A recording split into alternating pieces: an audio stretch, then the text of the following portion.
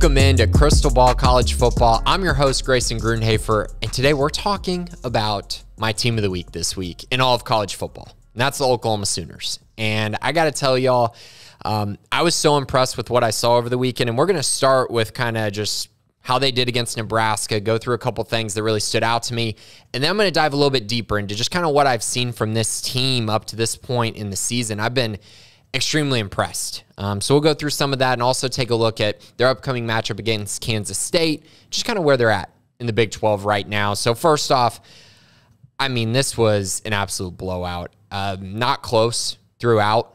They go on the road to Lincoln. I know Scott Frost had just been fired, but we've seen teams in the past just go into road environments and lose to teams that just lost their head coach. I mean, it happens more often than you would think. And OU went in there and just took care of business. I mean, 35-7 at halftime really just was not close at all. And in the long run, if you looked at starters versus starters, this game was actually 49-7. The Oklahoma starters were pulled at the end of the third quarter, didn't even play the fourth quarter. It was so impressive. So as far as what OU did well, I mean, they overwhelmed Nebraska with just this physicality on the defensive side, which is so interesting to me because Nebraska's been able to score on everyone they've played this year. With Mark Whipple as the OC, they did not score on Oklahoma very easily. They scored early in the game, and then after that, they were pretty much non-existent on the offensive side. And also, Nebraska's played in a lot of close games over the last couple years, the past 2 years especially. It seems like every game is within a touchdown. A lot of games are within 3 or 4 points, and this game just was not at all. I mean, not competitive. Oklahoma racks up 580 yards to Nebraska's 327.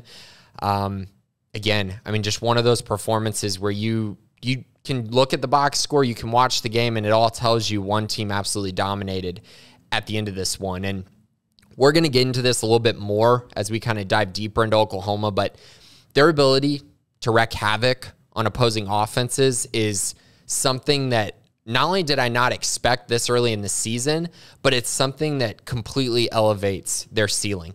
Brent Venables has come in there year one, and he's already brought this culture of, hey, you know what? We're going to be really physical, but we're also going to force turnovers, get sacks, and create tackles for loss. And I think all of that has come together extremely well. And I can't imagine, how pleased Oklahoma fans have to be, how pleased the Oklahoma coaching staff and the players have to be up to this point. And they're going into Big 12 play as kind of the runaway favorites at this moment. At this very moment, they're the favorites to win the Big 12 coming off of this game. There's not much to add here. I mean, they completely dominated this game. They overwhelmed Casey Thompson. They ran the ball for 312 yards, 5.8 yards per carry on the road. You started to see more of their receivers emerge. Jaleel Farouk, Theo Weiss, guys that need to emerge for them to really reach their ceiling. They're starting to play better. You got your safety blankets with Drake Stoops and Braden Willis. But they really need a guy like Theo Weiss to, I think, take that next step and become a true number 2 opposite Marvin Mims.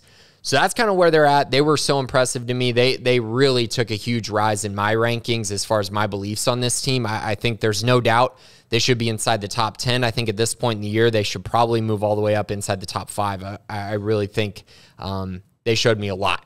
So talking personnel of kind of what we've seen so far, Dillon Gabriel doing a great job. He crushed Nebraska. Absolutely. He's completing 67% of his passes, 7 touchdowns, 0 interceptions. So he's doing a great job taking care of the ball while also creating explosive plays for this offense. And I think one of the stats that I look at, just because I think it does matter and it speaks to kind of the ability of the quarterback and the ability of the offense to push the ball down the field. But right now, his adjusted passing yards per attempt is at 11.5. To put that in context, Caleb Williams last year was at 10.2. Spencer Rattler in 2020 was at 10.3. And then Jalen Hurts in 2019 was at 12.2. So as you can see, he's a little bit below Hurts, but well above the other 2 guys. I'm not going to speak to Kyler or Baker because they were far above that mark, but those 3 guys, he's kind of right there, right in line with the explosive offenses we've seen from Oklahoma in the past. Dillon Gabriel is doing a very nice job of just keeping that thing going, keeping it humming with Jeff Levy as the offense coordinator.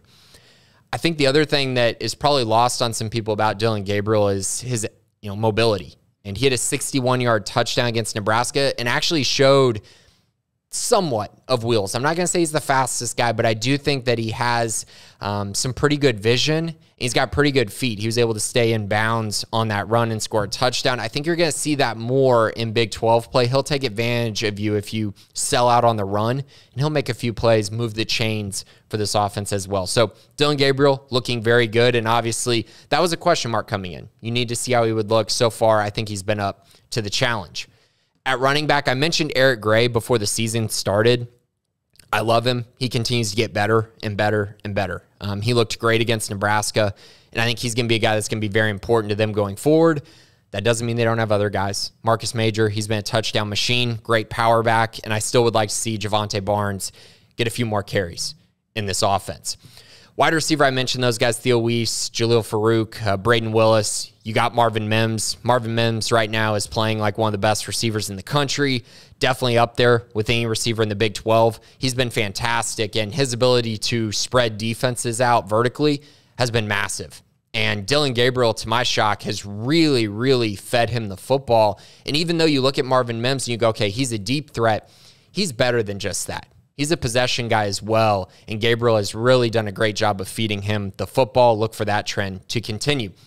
On the defensive side, this is the area that I've talked about just being so impressed with this team. Danny Stutzman is playing like one of the best linebackers in the Big 12, maybe even the country. He's just such a consistent force for them. I like Billy Bowman in their secondary as well, but two guys that have really, I think, elevated this team, and it's because of their disruption. That's Ethan Downs and Reggie Grimes. You watch these guys play, they're absolute forces getting after the quarterback. 6.5 sacks and 9.5 tackles for loss combined between those two guys. They're tough to stop. They're really tough to stop, especially when you're having to deal with, the good talent that's around them in the secondary and on the defensive line. And now you got these guys pass rushing the quarterback, and it's just like, how do you deal with them? And so far, no one's been able to deal with those two guys. I think just looking deeper, they're giving up 10 points per game. They have 13 sacks, which is in the top 10 in the country, 32 tackles for loss, which is second in the country. They've only allowed 5 red zone trips, and they have a +5 turnover margin.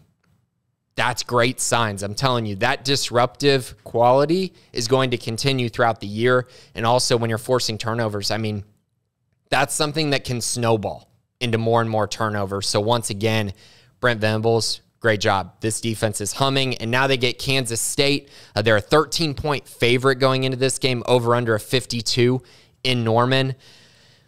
Kansas State's coming off of a loss versus Tulane, so I understand that they're going to play hard and they're going to play well. And Oklahoma hasn't played a defense like Kansas State's. But on the flip side, Kansas State's offense just looks completely anemic right now. And I just don't know how that changes in this game. Adrian Martinez is prone to turning the ball over. He's prone to making mistakes. And what we've seen from OU is a defense that's going to force you to make those mistakes. You're going to force a quarterback to be uncomfortable. That's exactly what Brent Venables is going to do in this game. They're going to stop the run, force Adrian Martinez to beat them, and I am betting that's not going to happen. So I expect Oklahoma to roll in this game, even though at times Kansas State has given them problems. I don't think it'll be this weekend. So once again, Oklahoma, my team of the week. Congrats to Brent Venables. I've been so impressed with this year one for him. He's been awesome. We knew they had the talent, but could it all come together? So far, it absolutely has. So later on this week, I'm going to talk about a few other teams that impressed me over the week. I'll have my bets at the end of the week as well. But thanks for listening to Crystal Ball College Football.